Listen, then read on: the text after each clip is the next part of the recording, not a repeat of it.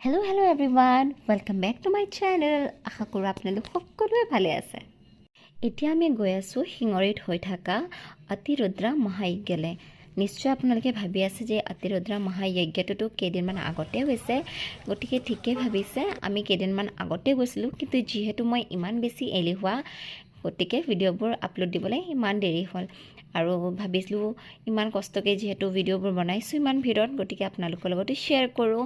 আৰু যিসকলে এই যজ্ঞ দৰ্শন কৰিব পৰা নাই তেওঁলোকেও মোৰ ভিডিঅ'ৰ যোগেদি দৰ্শন কৰি ল'ব।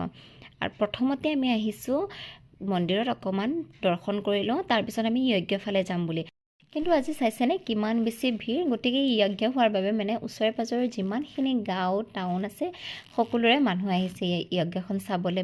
এয়া চাবলৈতো সৌভাগ্য লাগে নহয়নে?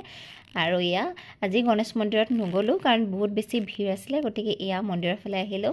আৰু মন্দিৰৰ কিছু দৃশ্য আপোনালোকৰ লগত শ্বেয়াৰ কৰি আছোঁ। চাইছেনে কিমান একদম গেন্ধা ফুলৰ মালা, এই নাৰ্জী ফুলৰ যে মালাবোৰ চাইছেনে কিমান ধুনীয়াকৈ সজাইছে। আৰু সেই মালাবোৰৰ পৰা তেওঁলোকে ফুল ওলাই আছে হয়তো যজ্ঞৰ কাৰণে। আৰু চাইছেনে আজি মন্দিৰত কিমান দীঘলীয়া লাইন লাগিছে। কিন্তু আজি আমি মেইন মন্দিৰৰ ভিতৰত নোসোমাওঁ। আৰু যিহেতু দুদিনমান আগত আহি পূজা পাঠ কৰি গৈছোঁ, আজি যজ্ঞ চাবলৈ আহিছিলোঁ, যদিও এয়া বাহিৰতে এনেদৰে চাকি বাতি জ্বলাই দিছোঁ। আৰু এইফালে মোৰ কেমেৰামেন চুনু বা, যিহেতু মই ইয়াত চাকি বাতি জ্বলাইছিলোঁ, তাই বিচাৰি ভিডিঅ' কৰি দিয়াত তাই দেৰি হ'ল, তাই পিছতকৈহে জ্বলাইছোঁ, গতিকে তাইকো চাই দেখাই দিছোঁ অকণমান। লগতে ইয়াত আছিলে অগ্নিকুণ্ডটো যে আছিলে আৰু ত্ৰিশূলৰ যে গোটেই পাহাৰটো আছিলে, ইয়াত সৰুকৈ এয়া বনাইছে। আৰু শুনিছোঁ বোলে ইয়াত টিকা লগালেহে বোলে শিৱৰ ডাইৰেক্ট শিৱৰ তাত আপোনাৰ যি আছে মেছেজটো যায়। গতিকে সেয়ে ভাবি আমিও আহিলোঁ ইয়াৰ পৰা টিকা ল'বলৈ। জানো পাই এতিয়া শিৱ বাবাই শুনি পায় নে নাপায়, মনৰ ইচ্ছা। ফালে দৰ্শন কৰা হ'ল, এতিয়া আমি গৈ আছোঁ যজ্ঞ ফালে। বলক আপোনালোককো লৈ যাওঁ।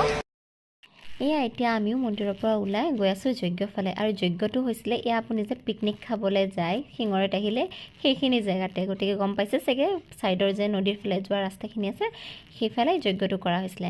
আৰু ইয়াত খুব ধুনীয়া ব্যৱস্থা কৰা হৈছিলে। ইয়াত আপোনালোকে কুপন দিব আৰু কেৰি বেগ দিব, তাত আপোনালোকৰ চেণ্ডেল জোতাখিনি খুলি থয়। গতিকে আপোনালোকে আগত দৰ্শন কৰিব যাব পাৰে।